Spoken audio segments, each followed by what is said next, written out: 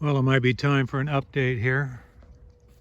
It's the fall here on the farm, and it's very pretty. We had a little rain, so we're getting a little green here and there.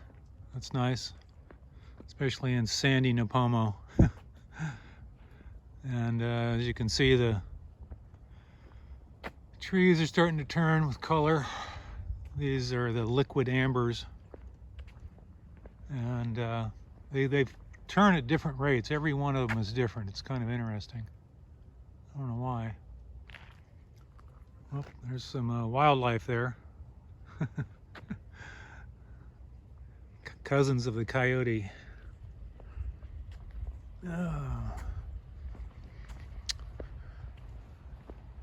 So the craziest thing going on right now here is our neighbor, who has this row of large cypress pine trees along the property line, suddenly decided that he wanted to get rid of them. So whereas there used to be all these massive trees along here, we now have stumps. And for some reason, this guy thinks this is really cool, you know, and of course it looks like doo-doo. And in response, and you know, you can see what we're looking at over there. He's got a real typical Nipomo white trash shack. Anyway, we've planted, these are bottle brush plants, and they're going to get up about 10 feet high, fairly short order, all the way down the line there. Yeah, you're right, massive amount of work. He's going to cut out most of these other ones down here, I think, but he's kind of got a crew that only does it part-time. A little hard to see in this sun.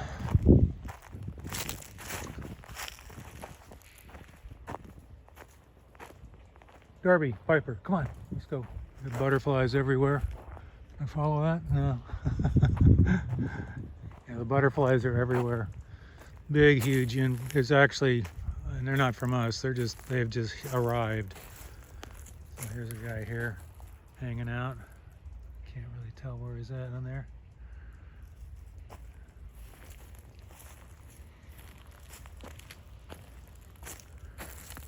Come on, let's go. So I guess I can give you a butterfly update. What's going on with that? Over here, we're kind of in retrench mode. We cut, I think originally I told you we cut back all the plants, and they're going to regrow. They're basically perennials, and so they're coming back, and we've had to cover them now in this tool because we're trying to keep the butterflies off of them, because we don't want them to lay eggs, which leads to larvae eating all the plants before they have a chance to grow. And now our biggest problem is these darn butterflies are so intent on doing that they get underneath this stuff, and we have to come out here 3 and 4 times a day to pull up the tool and let some of them out, because they get right in there. Look at that guy. See him? He's just driven to get in there.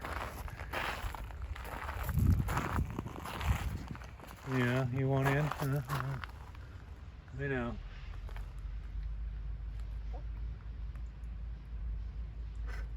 It just drives them crazy. Yeah, I'll probably have to come back in 10 minutes and get him out of there. Other than that, everything is, of course, just growing like mad right now. We had some rain, but it hasn't been cold. We're not getting any winter culling that happens when some of the temperatures go down. Here's these trees I was talking about. I think the trouble was that it cost him a fortune to trim these things back every 2 or 3 years. He I don't know why he planted them. He's a horticulture expert. He should have known what they were going to do. So anyway, I see back in the blueberry patch back there, I don't think you can hear it, but they've got some harvesting machines or something going on. So there's been a lot of activity back there. Blueberry season, I guess. Here's a plant up here that I was going to show you. It's pretty interesting. It's a paddle cactus, Opuntia. And here's a typical paddle cactus. It just kind of goes all over the place. This one, very flat leaves, very flat. And if you get around here, you see that it's hard to see, I think, but they're roughly oriented in the same direction. They pick a direction and that's it. There's a couple of them that are going the exact opposite direction, but they're sort of more in the shadows. And I took out my compass that's on this iPhone, and this plant is oriented perfectly north and south, which means that this face is perfectly facing west, which is the best direction for sun. So I don't know if that's all intentional or just an accident, but I'd look it up, but it's impossible to find these things. Moving on. Oh, up here's the other deal going on. So now Christy has decided we're going to grow even more milkweed. Oh yeah. Darby and Piper's new thing. If they see a hawk in the air or a vulture, they start barking at it and run after it. So there's one up there, but oh, there he is. Right there, it's a vulture. And they just go crazy running after those guys. Yeah, go get it. Go get it. Where's it at, Darby? Huh? You lost it already?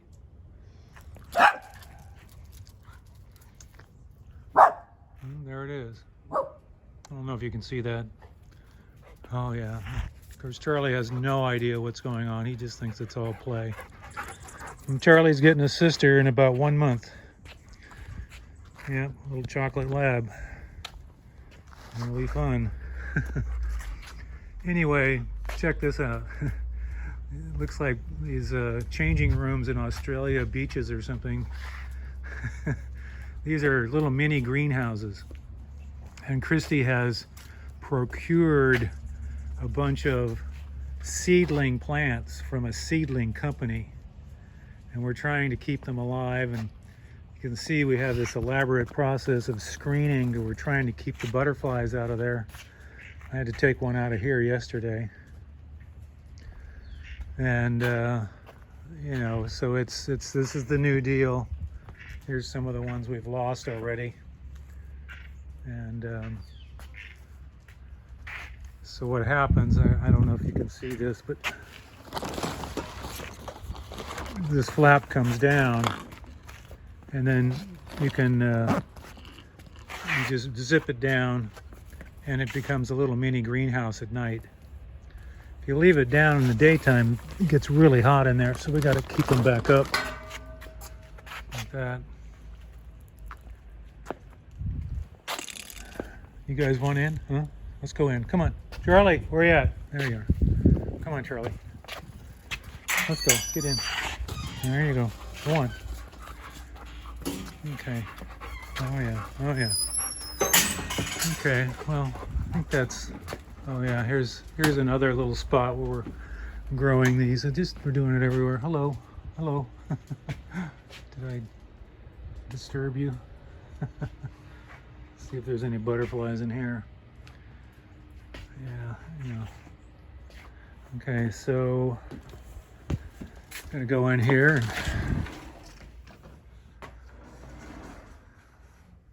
go to the computer and download this and publish it.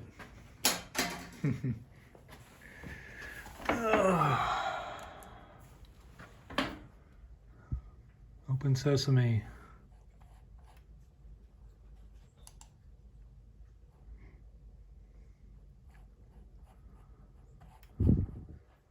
YouTube, sign in, and away we go. All right, well, over and out. Talk to you later.